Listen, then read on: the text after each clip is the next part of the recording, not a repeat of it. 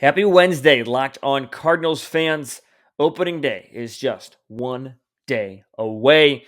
Can hardly wait. Opening day at Busch Stadium is one of the best days of the year, and it is here tomorrow. No more spring training, nothing. Cardinals face the Pittsburgh Pirates this weekend in a 4-game set. So Ethan Smith of Locked On Pirates is joining the show as we have our first crossover of the regular season. Ethan and I talk about the offseason for each of these two teams. We react to the roundtable discussion that we had yesterday with the other NL Central hosts, as well as take a look at the upcoming series between the Pittsburgh Pirates and the St. Louis Cardinals. It's going to be a great series. Opening day is finally here. Stay tuned for a great episode of Locked On Cardinals. You are Locked On Cardinals, your daily St. Louis Cardinals podcast, part of the Locked On Podcast Network, your team every day.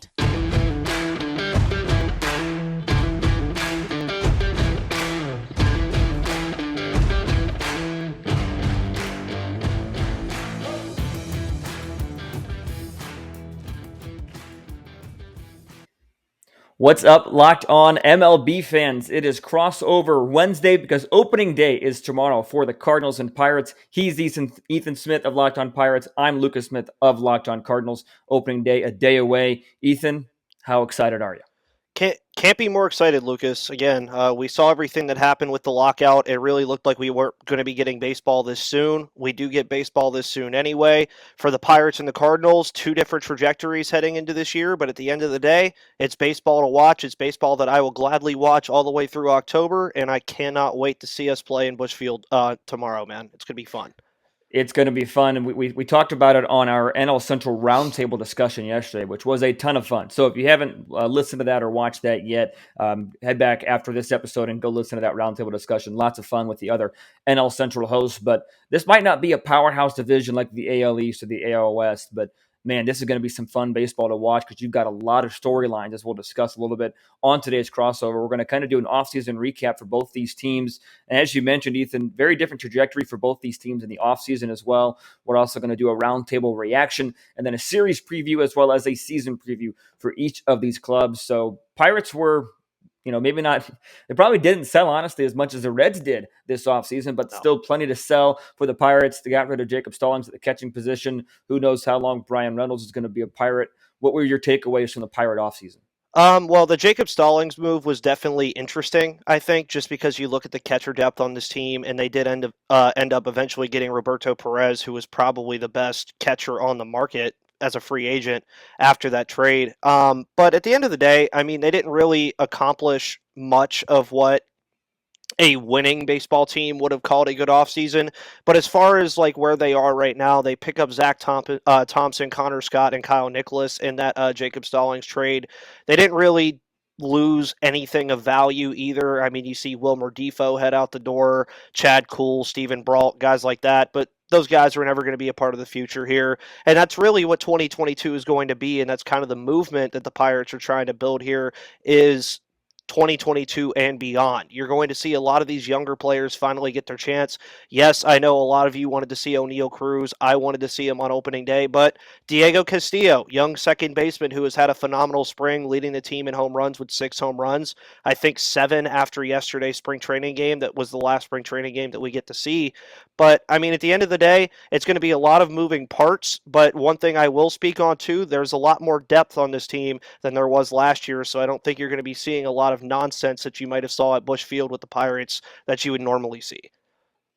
Yeah, the Pirates are definitely gearing towards the future, or at least that's what they tell their fans. There's a difference between just losing and rebuilding. I think the Pirates are finally starting to not just lose, but they're starting to rebuild. I saw you tweeted out on Tuesday that we could see Brian Hayes on opening day, which is a good thing for you guys, as well as, like you mentioned, O'Neal Cruz could be coming up hopefully soon, not on the opening day roster.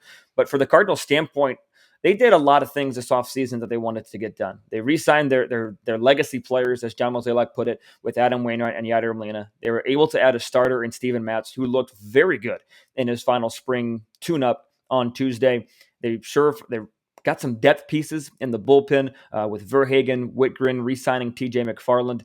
Their big splash was Albert Pujols, which might not have been the Trevor Story or the Frankie Montas or Sean Manaea type splash that the Cardinals wanted. But at the end of the day, I think that I would give this offseason anywhere from a B minus to a B. Hmm. I could see an argument for a C plus grade in the offseason. Sometimes you have to wait for these grades to play out, right? Like the Dodgers signing Freddie Freeman, that's an A move. Without a doubt, that's an A because you know what Freddie Freeman's going to give you. But for a guy like Albert Pujols, it's an A right now, but it could be a D by the end of the year, right? Like if he doesn't Yep. perform, if he does things on the field that you don't expect him to, you just don't know. So the Cardinals, I think, have stepped themselves up very well for a division run. I mean, we'll talk about our roundtable discussion in a little bit. It was pretty Brewer heavy in terms of who the division winner is going to be. But outside of O'Neal Cruz, who are some prospects we could see break the major leagues this year for the Pirates? Well, and I already mentioned one, Diego Castillo definitely Right. being one. He deserves it. I talked about this on my podcast yesterday. On Monday. He absolutely deserves it. There's no doubt in my mind. Rowenzi Contreras is another guy that we saw at the end of last year that came onto the scene, played very well. O'Neal Cruz, obviously, as you already mentioned, he's going to be there also. But you're talking about the possibility way later in the year that you might even see Quinn Priester for a weekend. You might see Nick Gonzalez. You might see Tucapita Marcano. You might see a lot of these guys come up. You could see a Carter Benz or a Jamie Ritchie potentially fulfill that backup catcher role that is absolutely awful right now with Michael Perez. I would rather have Yadier Molina than Michael Perez right now because Yadi at least is very good defensively as well. No knock on Michael Perez at all, but he's just not that great. But then you're also talking about Travis Swaggerty, Kanan Smith-Njigba, brother of Ohio State wide receiver Jackson Smith-Njigba. If he can have the same impact that his brother has at Ohio State and Pittsburgh, I think people will be very happy. And then you're looking at a lot of different guys too that like are kind of fringe, but I can't say they will be here this year. But definitely a lot more than just O'Neal Cruz and Rowenzi Contreras that we got last year. But I'll throw the question back at you. Is there any prospects for the Cardinals that could potentially push them over the Brewers, possibly in the NL Central? Yeah, I think you have some good depth pieces in the minor leagues that are close, right? Some Yeah. people thought that Nolan Gorman could be on his way to the major league roster, especially with the DH, but with the signing of Corey Dickerson and as well as Albert Pujols, that probably locks up the DH position. And Gorman just needed more time with the minor leagues. I would expect to see him by year's end. I would expect to see Juan Yepes by year's end because we know that injuries are going to happen, right? So those are two names, and Juan Yepes is somebody that just lit it up. I mean, when the Cardinals were winning 17 straight and having a historic last month and a half of the season, Juan Yepes was doing some incredible things down in Memphis at the AAA level. He so much so that he made the wild card game roster for the St. Louis Cardinals when they played the Los Angeles Dodgers last year. Those are two names that jump right off the page at me. If Jordan Walker does what he did last year, I believe he's 20 years old still, maybe 21, but I think he's 20. You could see him maybe as a September call-up. He's going to be starting the year, as announced on Tuesday. He'll be starting the year in Double-A Springfield, so you could see him maybe just to get his toes wet, right, or his feet wet. And then Matthew Liberatore from the pitching side of things. He is somebody that Ali Marmol, the manager, talked about needing just a little bit more focus, a little bit more seasoning down at the minor league level, excuse me. But he's part of that pitching depth, and every team needs pitching depth if they want to win. And with Jack Flaherty going down for the St. Louis Cardinals, their depth is going to be tested. I still like their rotation 1 to 4. That fifth starter spot could be an area of weakness for St. Louis, but that's where Liberatore could come in. The Cardinals also announcing that Andre Palante will make the opening day roster as the 15th slot. They're carrying 15 pitchers on the roster for the first month as the rosters were expanded to 28, and there's no minimum. So those are names that jump out. The Cardinals system is really top heavy. Ivan Herrera is another name that we won't see this year because of Molina and Kisner at the catching position, but that's another name at the top that Cardinal fans should be excited for the future. But we're talking about spring training, shortened spring training. The number one goal is to leave healthy, right? And the Cardinals are doing that by and large outside of Jack Flaherty and Alex Reyes. And those are two names that really hurt you, especially Flaherty in their starting rotation, because now, like I said, that fifth starter spot could be an opener or a piggyback situation. Are the Pirates leaving spring training healthy, or do they have some injury bugs? Well, I mean, Key Brian Hayes was day-to-day with a right ankle sprain, but he was still fielding. The only thing he really wasn't doing was base running, so he hasn't played in about a week. Sam Howard, one of our bigger bullpen guys, will also probably be on the 10-day, more than likely to start the year, and Greg Allen as well.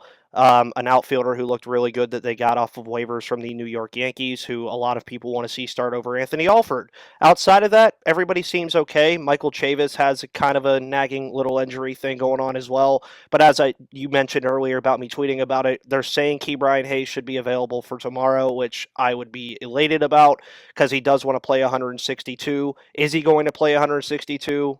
No. That rarely ever happens in baseball ever anymore. Right. But seeing him have a fully healthy season would be major for the Pittsburgh Pirates moving forward. I mean, huge, because you saw last year the elation that I had when he hit that home run at Wrigley Field on opening day, and then he screws his wrist up the very next day and is out for 3 months. So hopefully we get Ke'Bryan Hayes for a full year, and hopefully the injury bug doesn't stab a lot of our good players too much. Well, I'm just looking forward to hopefully a full year of Dylan Carlson versus Ke'Bryan Hayes, something we talked a Yeah. lot about last offseason. Hopefully we'll finally get that in 2022. But the offseason's, for all intents and purposes, it's over. Baseball's coming our way tomorrow. Cardinals Pirates, I believe it's a 3:15 local time first pitch, 3:10 maybe opening day festivities starting at 1:30 and 2 o'clock. And nobody does opening day like the Cardinals do at Busch Stadium. So we're going to talk about our roundtable discussion yesterday. We're going to give our recaps on it, kind of give more of our thoughts on the division as a whole. And then we're going to finish the show by getting series specific to this upcoming series. If you're listening on your podcasting platforms, we'll be back in just a minute. And if you're watching on YouTube, stay right here. We're going to be talking about our roundtable discussion next. So once again, if you missed our roundtable discussion yesterday, be sure to head back on either Ethan's feed on Locked On Pirates, mine on Locked On Cardinals, Reds, Brewers, Cubs, whoever you want to give the download to. Go and listen to it. It's a great discussion. Got to meet a couple of those guys for the first time yesterday myself. I don't know about you, Ethan, but I think this NL Central could be an intriguing division from start to finish. Oh, yeah, 100%. I mean, you're looking at Milwaukee, who didn't get any worse. The Cardinals, for all intents and purposes, didn't get really any worse. The Cubs go and get Shea Suzuki and Marcus Stroman, so arguably they got better. Really, the only two teams that sold off this offseason were the Pirates and the Reds. The Reds maybe a little bit more than the Pirates, as you mentioned before, but this is going to be a very intriguing division because if the Cubs and the Reds somehow figure it out, you're talking about a four-horse race. Even maybe a three if even one of the two figure it out. But I do think that it does come down to St. Louis and Milwaukee at the end of the day, which is what it was last year. And even Vinny said it on our roundtable yesterday. It's hard to replicate 95 wins. It really is. So I think that you could be talking about the Cardinals and the Brewers being in the 80, in the 86 to 90 win range. Both of them going into the final weekend trying to reclaim that NL Central crown. Well, Vinny even threw out the number 100 wins for the Milwaukee Brewers, which I thought was a bold take and a bold prediction. But if you're going to go bold, why not go bold all the way? Vinny was very high on the Brewers pitching, and how can you not be? I mean, as he mentioned, you have three bona fide Cy Young candidates in Brandon Woodruff, Freddie Peralta, and Corbin Burns. I mean, no matter what series you're playing them in, you're going to face one of those three 95% of the time. So you're looking at least 1 to 3 games a series as, oh boy, we got to be on today from an offensive standpoint from the other team. So that's a tough task to beat. It really is. If they stay healthy, that's a dangerous pitching staff. And then you go to the back end of the bullpen. You've got Dennis Williams, blanking on his first name right now, and then you've got Josh Hader as well. So you have these Devin Williams, excuse me. You have the back end of the bullpen on lockdown as well. Suitors, a solid arm, I believe, is returning this year, but from start to finish, that pitching staff is scary. Their offense doesn't intimidate me as much as Vinny kind of sold it out to be. Like you said, they didn't get any worse. They did add Hunter Renfroe to the fold there. That could make them better. Christian Yelich is their X factor. Yeah. If he is the Christian Yelich of 2019, then yeah, that offense is a little scary. But if he's the Christian Yelich of the last 2 years, this offense really isn't that scary to me. But the Reds and the Cubs, you mentioned it. If they can figure it out, if their question marks go their way, and they become periods or exclamation points as success for the Cubs and Reds, it could turn into a 2, 3, 4 horse race. And with 2 playoff spots coming from this division, if the Cardinals, from the Cardinals' perspective, if they don't make the playoffs with the new format, that would be a big loss for me in my mind, obviously. Anytime the Cardinals don't make the playoffs these days, it's a bit of a shock, but you throw in the extra playoff spots that MLB has, then it's an extra shock, especially in Ale Marmal's first year. What were some of your other big takeaways from the roundtable discussion yesterday? Well, talking about also the trade chips. I mean, Yeah. you already know me enough, but like Brian Reynolds is here to stay for now. They've been talking to him about an extension. Ben Cherington has openly said that the relationship between Reynolds and the team has not been tarnished because of the arbitration hearing between the teams, where they were $65,000 or $650,000 apart. And I mean, again, if he's made available, he might not only be the best trade chip in the NL Central, he might be the best trade chip in baseball, based off of how he played last year. I don't know how you can argue with that. And I mean, you heard Jeff mention Luis Castillo as well. He could be an X factor, back of the end rotation guy down the stretch for a team if that turns out the way it wants to. And that's one thing that, looking from the Cardinals from an outside lens, is you did add starting pitching in Steven Matz, but you mentioned already that the fifth starter could be a potential issue for you guys. I think the Cardinals are definitely going to address that at some point this year, because some team is going to want to offload a player, especially a pitcher. It happens all the time. Now, in division trades, they don't happen too often here in the NL Central. I'll tell you that. Mm. They might happen elsewhere, but these NL Central teams don't like trading with each other at all. But I mean, Reynolds, Castillo, the list goes on and on about trade chips that you could have in this division. Yeah, I think that what Andrew talked about at Locked On Cubs, the Wilson Contreras one is intriguing. And Yes. Vinny pointed it out as well that the Cubs have set themselves up to buy or sell at the Hmm. deadline. You know, they could buy, add on to the Contreras, or they could sell Contreras, and maybe they wouldn't sell Suzuki after signing him to, I believe, a 5-year contract. But they do set themselves up pretty nicely to buy or sell. I just think Luis Castillo, when healthy and when right, is one of the top arms in the division, if not the entire league. So that's why yesterday I played devil's advocate a little bit and said that he's the most valuable trade chip in the division. But I said that as well because every team, you alluded to it a little bit, every team wants pitching. Yeah. Come July, come September, come October. Every team's going to want that arm. A lot of teams want bullpen help. I get that. But if you get Luis Castillo to your starting rotation, there's not one rotation in baseball that doesn't need Luis Castillo. Not one. Because you always have, like, he's just that valuable, right? When Yeah. he's healthy, when he's right. So his performance early in the year, I know he's got a little bit of an injury bug right now. His performance in the middle of the year will, I think, show whether or not he is most valuable, as well as I think Brian Reynolds, you pretty much know his value, what you're going to get from a guy like him. But it could be interesting to see because I think both the Reds and Cubs have set themselves up to be buyers or sellers at the deadline. The Pirates are likely either going to sell Reynolds or stand pat and build for the future. The Cardinals and Brewers are going to be buyers. You know, I don't want to spoil whether or not the Cardinals are contenders or pretenders. You'll get that video out yesterday on the social media feeds. But I think that the Cardinals are going to be buyers at the deadline. You mentioned that they're probably going to address starting pitching. A lot of fans have wanted them already to address it. A lot of people were upset that they didn't get Sean Manaea. A lot of fans are going to be upset if and when they don't get Frankie Montas from the Oakland Athletics. And I agree with you, they're not getting Castillo. Castillo's not going in division because even though the Reds don't tend to get much for their players, the asking price within a division is going to be exponentially higher than what it would Yep. be outside the division. 100%. And also, I mean, the Pirates also, from a standpoint, could say, "Hey, there's more trade suitors this year," and I've talked about this with a lot of the guests on my podcast as well. Because Right. of that extra playoff spot, a lot of more teams are going to say, "Well, I'm the eighth seed in the National League.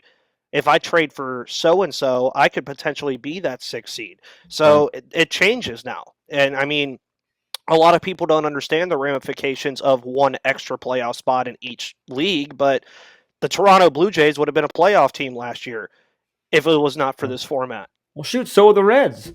Yeah, the Reds would have been a playoff team. They probably would have had a whole different kind of thought process heading into this year. Probably re-signing Castellanos, keeping Jesse Winker and those guys that they all traded off. So, I Right. mean, it's going to be interesting come July when the trade deadline comes around, even for the Pirates, for who they're going to be trading. I mean, Chris Stratton could be a guy that they trade, a relief pitcher.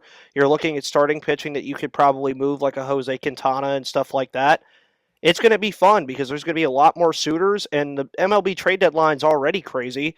Yeah. And in the NL Central, especially as you mentioned, if the Cubs and the Reds somehow figure it out and are buyers, and there's four teams buying within division, the NL Central is going to be fun down the stretch.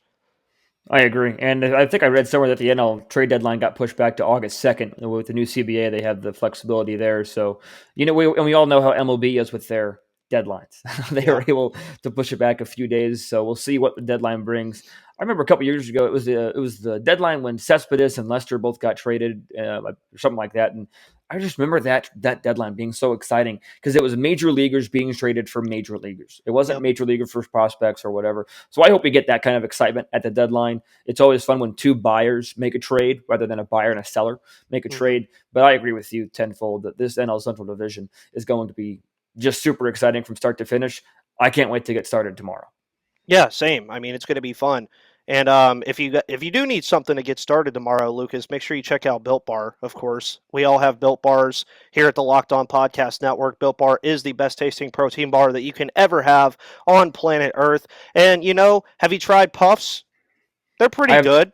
They're They're pretty pretty good. good. Yeah. They're the first protein infused marshmallow. They're fluffy, they're marshmallowy, and they're not just a protein bar. They're a treat, and they're covered in 100% real chocolate. Puffs are a fan favorite with some incredible flavors like churro, coconut marshmallow, and banana cream pie. And of course, like Puffs, all Built Bars are covered in 100% real chocolate. They are low calorie and high protein, and you should replace your candy bars with these because they are better for you. Most Built Bars contain 130 calories, 4 grams of net sugar and net carbs, and 17 grams of protein. And of course, they have 9 different unique flavors on the website all the time, and you can get a mix box where you'll get two of each of the 9 unique flavors in that box when you order at built.com. And at Built Bar, they are all about the taste. They make it taste delicious first, then figure out how to make it healthy. And I don't know how, but they pull it off every time. So go to built.com, use the promo code LOCKED15, and get 15% off of your order when you invest in the best protein bars on the planet. And also, when we come back, we are going to get very series centric. So if you're on YouTube, stay right here. If you're on other podcast platforms, we will be right back. Baseball is back tomorrow. It's an exciting time for all around baseball. I'm really excited that the Cardinals and Pirates are playing on Thursday instead of Friday. Even though you and I might have some conflicts in terms of being able to watch, we're going to figure it out. It's going to be fun because baseball is back. And as I mentioned near the top of the show, nobody does opening day like Busch. It's one of the best opening days in all of sports in general. You got the Clydesdales, the Red Jackets coming out, Hall of Famers come back. Oh, it's just glorious. My bucket list is an opening day in St. Louis. And the Cardinals and Pirates seem to be playing each other often early in the year. I think they were supposed to open up at Pittsburgh anyways. Yeah. And now they're opening up in St. Louis. It'll be Brubaker versus Wainwright on Thursday for a 3:15 Central Time first pitch. What can you tell me about Brubaker, Ethan? Well, last year started the year very hot. But if we all remember last year, a lot of pitchers' arms were just kind of like this at the end of the year. But he didn't do too terrible last year. His arm just kind of shut down on him. He's basically a 4 to 5 innings guy, which even on opening day, that's all you're really expecting out of your starting pitcher most of the time. Very strike zone oriented, very pitches to contact, very he gives up the home run ball a lot too. So that kind of scares me a little bit. And he's also the 7th different Pirates opening day starter in the past 7 years. That includes guys like Garrett Cole, Francisco Liriano, and AJ Burnett. So that's going to be fun. But I see you guys also have Adam Wainwright. I mean, last year, I don't know how he did it. I don't know if he replicates it again this year. But Adam Wainwright, notorious Pirates killer, of course. I think this should be a fun pitching matchup, though, for some reason. Opening day is always weird. I feel like Brubaker might come out and pitch 5 scoreless innings or something. Wainwright comes out and matches it, pitch 5 scoreless innings, and then the fireworks start in the 6th inning. I have no idea, though, because maybe Brubaker picks it up from last year. Maybe he has a full arm. We'll see. Well, Adam Wainwright, you know what you're getting. You're getting that old Uncle Charlie, as they like to say on the Cardinals telecast. Adam Wainwright, what he did last year, you alluded to it, was simply remarkable. I think he was top 3 in the league in innings pitched, 16, 17 wins thereabouts. Just remarkable. He became the ace of the staff. Not many 39-year-olds had the capability to become the ace of the staff, let alone do it like Adam Wainwright did when Jack Flaherty went down in June. He was the anchor. He really was. And I've learned to not bet against Adam Wainwright. And I have really learned not to bet against Adam Wainwright when he's pitching at home. And both of those things are happening tomorrow as he makes a home opener debut. I think it's his 7th opening day start, passes Bob Gibson for the most all-time in a Cardinal uniform, I believe. He'll be pitching to Yadier Molina, making another opening day start. Likely that hasn't been officially announced yet. But what has been officially announced, despite the Pirates starting a right-hander, is Albert Pujols will start at DH for the 22nd consecutive opening day. Just a remarkable career that will be coming to an end at the end of this season. It's poetic that he's coming back to do it in a Cardinal uniform. No matter how you feel about the Cardinals, whether you love them or hate them, it's good for them that Albert gets to come back, finish his career in St. Louis. Molina's also calling it quits at the end of this year. Wainwright has not said officially, although that's the way the Cardinals are marketing it, that it's his final year. So it's going to be loud at Busch tomorrow. I mean, it's going to be the definition of home field advantage tomorrow when the Pirates visit the Cardinals at Busch Stadium. And again, baseball series are so hard to predict. Even on opening day, when you know the pitching matchups and everything, the Cardinals are going to go Wainwright, Michaelis, Matz on their first 3. So we'll get to see the new Cardinal arm on Sunday. We'll get to see Michaelis hopefully return to form on Saturday, as the Pirates and Cardinals do have an off day on Friday. Do you know who the Pirates are going with on Saturday and Sunday? They have not released it yet, and do not forget, they also play each other on Monday. This is a 4-game series to start the year. Which then follows with the greatest day of the baseball season, 4-1-2 day. I don't know how the Pirates pulled this off, but opening day, 4-1-2, pitch start time, 4-1-2. I was like, yeah, awesome. Like, that's pretty darn cool. And Yeah. I mean, I will also buck here. The St. Louis Cardinals do have a very good opening day, like thing like that as well. Yep. But I cannot wait until next Tuesday as well to see all the Pirates fans go back. That's going to be phenomenal. But no, we have not released who we will be having for the next 3 games following this. But they did announce that Jose Quintana will be the opening day starter in Pittsburgh. So that leaves probably Mitch Keller, Bryce Wilson, Zach Thompson, somewhere in that order. That's probably where you'll see it. But I have not heard anything yet as to who the other starters will be. I believe Zach Thompson was pitching today, so maybe he goes on Sunday. Mm-hmm. But it just really depends on how Derek Shelton wants to throw it out there. But again, I'm just really excited to see Diego Castillo, Ke'Bryan Hayes, Brian Reynolds. I'm excited for all of it. Even I'm excited to watch Nolan Arenado and Paul Goldschmidt. Screw it. They're great players. I mean, we get to see great players in action, and you know, it's about time that baseball's back.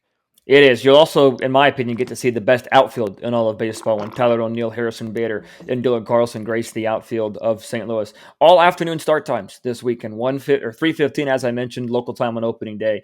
1:15 local on both Saturday and Sunday, and 1:15 on the getaway day on Monday. And the Cardinals have their first night game on that Tuesday, the 12th, against Kansas City. I'm not going to say what's your prediction of a series win. But what does a successful series look like as we begin to wrap up the show? What does a successful series look like from the Pirates standpoint?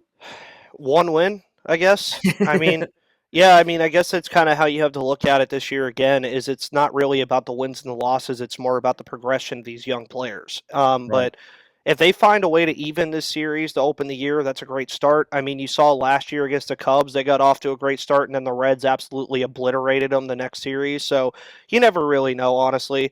It's just one of those things that it just really depends on how you want to, like Pirates fans and Cardinals fans want to call a good series. It's the first series of the year.